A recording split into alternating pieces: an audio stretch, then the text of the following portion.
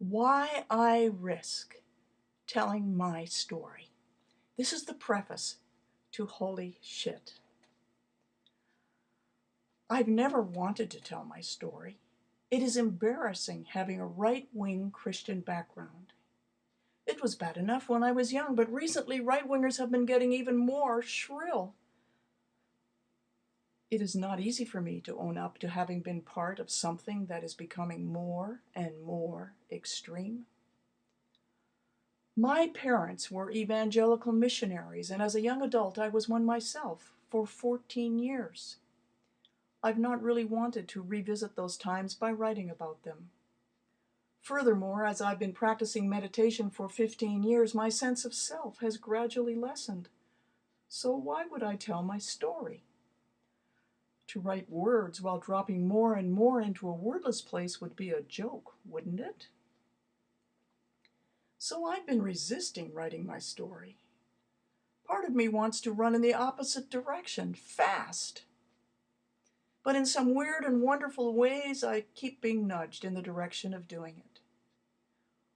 For example, Helena visited last week. She's spending most of her time and energy accompanying a friend through chemo. The friend often thanks her.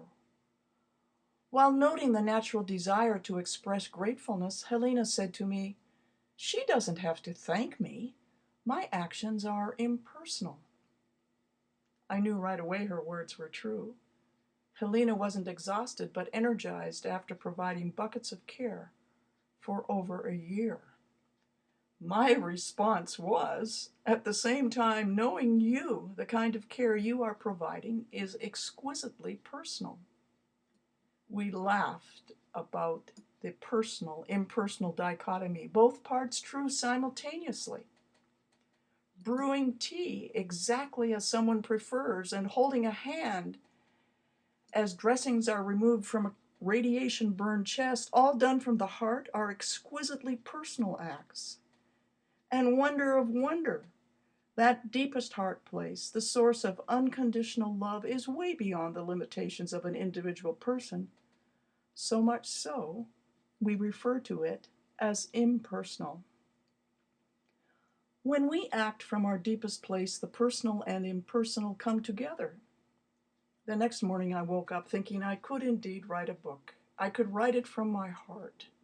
I could tell my story with all the details, being vulnerable and generous enough to my readers to recount it in the most personal way possible.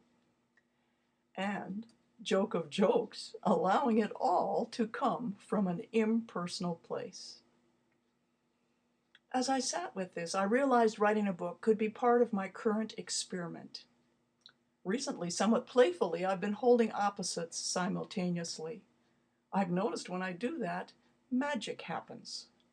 I'm beginning to suspect it's because the infinite is so wide, so spacious, so huge, it has no problem holding polar opposites all at once. When I dare to do the same, I'm folded into the arms of infinity. So with tenderness, I will gather up all the opposites, the story I am and the story I am not, the words and the wordless, the regrettable events of my life and the celebratory ones. In the arms of the infinite, these are all one. In the arms of the infinite, all there is love. With that, I will be able to share my vulnerabilities, and that's how I can invite you, the reader, into the story. I have decided to risk it.